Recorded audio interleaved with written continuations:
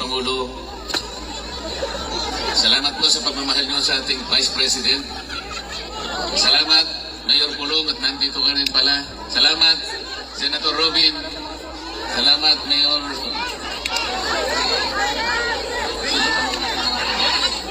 Salamat sa aking kaibigan, Atty. Vic Rodriguez. At lalong-lalo na po kayong lahat na hindi nagmamaliw ang inyong pagmamahal sa ating bayan. Napaka-problemado po ng ating bansa, ngunit huwag po tayong mawawalan ng loob. Magsama-sama po tayo para ayusin po natin ang ating bansa. Akala ko po nung nag-issue ng resignation order ang ating Pangulo, akala ko totoo na eh. Akala ko naman yung bureaucratic reset. Kahit kunti lang, naniwala ko, baka okay naman yata ito ba? Wala rin. Akalain mong naglagay siya ng PNP si Torre na naman. Kilala niyo ba si General Torre? Si General Torre, bakit siya yung nagpanggap na representative ng Interpol? Hindi totoo yun, sapagkat kung totoo na nakipag-cooperate ang Interpol sa ating bansa, dapat sana nakausap niya siguro yung Pangulo ng Pilipinas o kaya yung DILG Secretary. Ngunit wala naman tayong nakita na representative ng Interpol na pumunta sa Maynila. Meron ba kayong nakita? Pagkatapos nung inaaresto si Pangulong Digong, pinakikita ni General Torre yung kanyang cellphone, yung warrant of arrest nasa cellphone. Nakakita ba kayo ng ganun?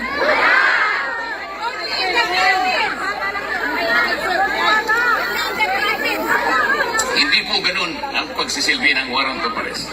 Dapat po yung representative ng Interpol ang pumunta sa Maynila, dala-dala niya yung physical copy ng warrant of arrest. Ganon po yung paraan, hindi po pinakikita sa cellphone. Yun pong counterpart ng Interpol sa Maynila, ito yung PCTC. Ito yung executive director, nandun dapat hindi nagpakita. Ang kanilang ginamit ay General Torre na walang kapangyarihan magsilbi ng warrant of arrest. Wala rin siyang kapangyarihan na bumasa ng Miranda warnings.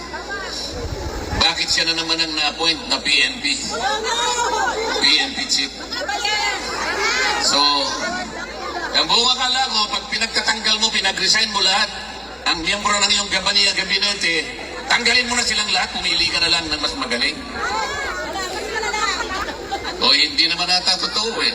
Tingnan po ninyo kung anong nangyari sa ating bansa. Yung ekonomiya natin, umirap na ng umirap ang ating bansa. Yung presyo ng bilihin hindi na maaabot ng kinikita ng karaniwang manggagawa. Nag-aaway nga sa Kongreso ngayon eh. Kasi po sa taas ng bilihin, kinakailangan mag-legislate na lang, maitaas na yung sahod. 200 pesos per day, sabi ng House of Representatives. 100 pesos, sabi naman ng Senado. Ang tagal na magdebate. In the meantime, kawawa ang mga mamamayan. Bakit hindi na lang nilagay 150 pesos na lang, i-legislate na yan, pansamantala man lang, makaabot-abot man lang yung kinikita. Hirap na ang Pilipino. Pagkatapos, hindi naman niya tinanggal yung mga economic managers. Nandun pa rin ang BBM. Nandun pa rin yung NEDA, pinalitan lang ang pangalan. Nandun pa rin ang, ano ba yun? Department of Finance. DOJ! Eh anong gagawin mo? Akala ko ba ang pangit ng ating ekonomiya? Akala ko ba ayusin natin ba't hindi ka maglagay ng matino? Naglagay ka pagkatas tinanggal mo pagkatas nilagay mo sa ganito. Hindi po pwede yung gano'n.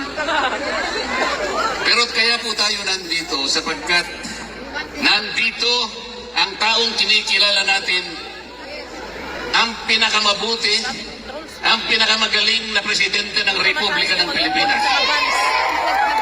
Akalain mong dadalhin dito? May araw na. Yun po bang ating justisya sa Pilipinas ay hindi na gumagana? Is our judicial system in the Philippines no longer functioning? Is our prosecutorial system in the Philippines no longer able to function? Hindi Hindi po totoo yun. Umiiral, gumagana, umaandar ang hustisya ng ating bansa. Kung nagkamali ang sinumang Pilipino, kung nagkamali halimbawa ang isang naging Pangulo, o dilitisin natin, edi husgahan natin, pero sa sarili nating patakaran, sa sarili nating batas, hindi sa batas ng ICC. Pagtyagaan na lang po natin, kahit anong mangyari, mawawalan din ang saysay ang ginawa nila laban kay Pangulong Digong. Lalabas din po ang katwiran, magtatagal lang po ng konti dahil may proseso. Wala ng jurisdiction ng ICC sa ating Pangulong Digong. Maniwala kayo sa akin. Pinatatagal lang nila sapagkat pinupolitika din dito yan. Mahirap lang magsalita kung akala nila tayo ay nagsasalita laban sa ICC. Hindi po. Ang sinasabi lang natin, kahit balik-baliktarin mo ang pangyayari, wala ng jurisdiction po ang ICC. Pati po yung charge na kanilang ikinapit sa Pangulo, crime against humanity, hindi kakapit sa Pangulong Rodrigo Duterte. Sapagkat yung war on drugs, hindi po klasipikado na crime against humanity. Yung programa na ginawa niya is a legal, it is a regular governmental action to wipe out drug problem in our country. Presidente po siya, siyang nakakaalam ng mabuti para sa kanyang bansa. He should have been judged by the benefit, by the advantages reaped by the Filipino people from his program. He should not have been judged from the number of people who were killed along the war on drugs. May mamamatay at may mamamatay, alam naman nila yun. Sapagat ang nagsusulong sa droga yung mga kriminal, lalaban at lalaban yung mga yan. Bakit kailangan mo siyang husgahan sa bilang o sa tani ng mamatay? Kailangan husgahan mo ang isang programa doon sa nakinabang, milyong-milyong pamilyang nakinabang. Ngayon, bumalik na naman ang droga. Ngayon, bumalik na naman ang krimen. Kayo po ang nakakalam, ang mga kamag-anak nyo sa Maynila ang magsasabi sa inyo, bumalik na naman ang problema ng ating bansa. Kasi po, wala naman silang gustong gawin para ayusin. Salamat po sa inyong lahat. Alam ko po, isa po ako sa inyong ibinoto para maging senador ng ating bansa. Kahit malayo po ang lugar na ito, alam kong nagpupulong-pulong kayo rito. Marami pong gawain sa Maynila. Ngunit kahit konti sandali, kailangan tagpuin ko kayo rito. Para personal po akong magpasalamat. Lahat po kayong lahat, binoto po ninyo ako. Kung hindi sa inyo, baka natupad yung survey. Akalain nyo naman, sa simula't-simula pa number 36 ako. Hindi man lang ako umangat. Nung naawa sila sa akin, siguro bandang Pebrero yata yun. Napunta ako sa number 22. Hanggang doon ka na lang, sabi nila. Malapit nang matapos ang Abril, 21 na naman ako. Pagkatapos nagmilagro isang araw, nilagay po nila ako number 12, pero isang araw lang yun. Binaba na naman nila ako sa number 18. Tingnan mo ninyo yung kawalang hiyaan ng mga survey companies na yun. Naniniwala pa ba kayo dyan? Sipin ninyo. Merong isang media practitioner sa Maynila, babae, hindi ko nababanggitin ang pangalan, baka sumigat pa. Hindi makamove on. Hindi siya makapaniwala bakit daw si Rodante Marcoleta naging number 6. Hindi niya kasi binabasa yung ating mga kababayan katulad ng inyong mga kamag-anak at kayong lahat. Hindi ba niya alam kung gaano ang kinontribute na boto ng lahat ng OFWs? Bakit hindi niya alam yun? Bakit tinitingnan niya? Ako na lang tinitingnan niya. Paano nangyari yun? Sabi niya. Paano nangyari si Marcoleta ay nanalo? Paano nangyari yun? Nakakaawa yung tao na yun. Nakalimutan po niya, napakaraming nagmamahal pala kay Rodante Marcoleta. Ngayon po, masasabi ko na sa inyo, lintik lang ang walang ganti. Ginawa, ang gusto nila number 36 ako. Sabi ng mga tao, hindi. Kailangan maging number 6. So yun po yung nangyari. Yun po ang nangyari. Umanda sila. Ito pong impeachment na kinakasa nila, bahala sila. Bahala sila. Pero kung ako ang masusunod, sabi ko sa kanila, para mabawasan ang kahihiyan ng ating gobyerno, para hindi na mapahiya ang administrasyon, tigilan nyo na. Tigilan nyo na para hindi na mapahiya. Ngayon, kung gusto nyo mapahiya, o ituloy nyo. Hindi rin naman kayo mananalo. Kahit saan tayo mapunta, hindi mananalo ang kalaban ng ating Vice President. Sinabi ko na noong una, uulitin ko sa inyo, kung ayaw nilang itigil, nasa sa kanila. Pero kung gusto nilang mawala ang kanilang kahihiyan, itigil na lang nila. Ngayon, ayaw niyong tumigil, purbahan natin. Sige, isulong ninyo. Pareho din naman ang mangyayari. They will not be able to remove the Vice President. Itaga mo sa bato yan. Itaga nyo sa bato yan. Walang mangyayari. The Vice President will stay as Vice President.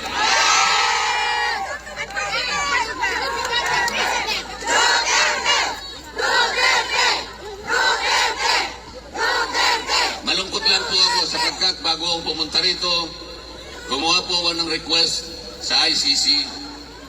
Payagan nyo sana ako kahit ilang minuto lang, makausap ko ang dating Pangulo ng Republika ng Pilipinas.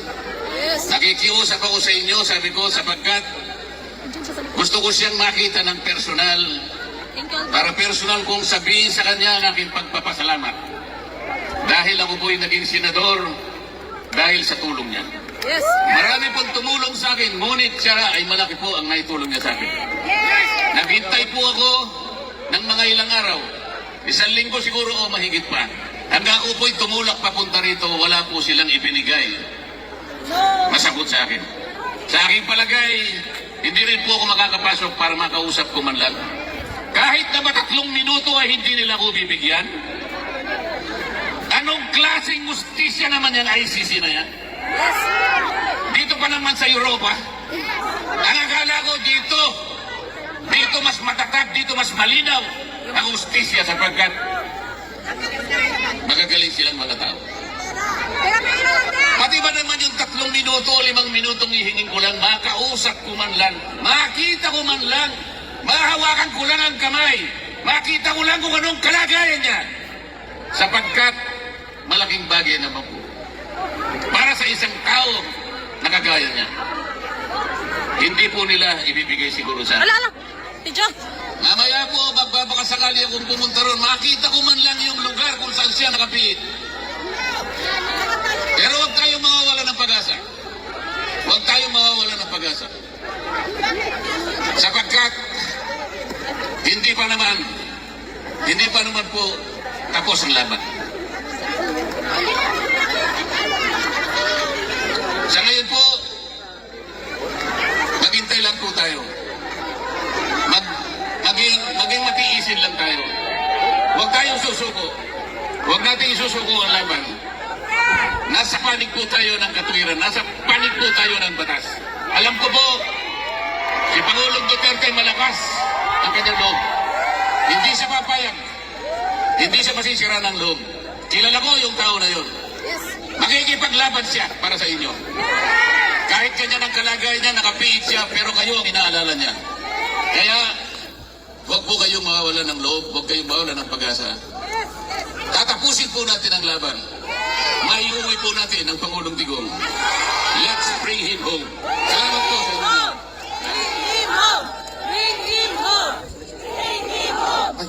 Maraming salamat po, Senator Rodante Marcoleta.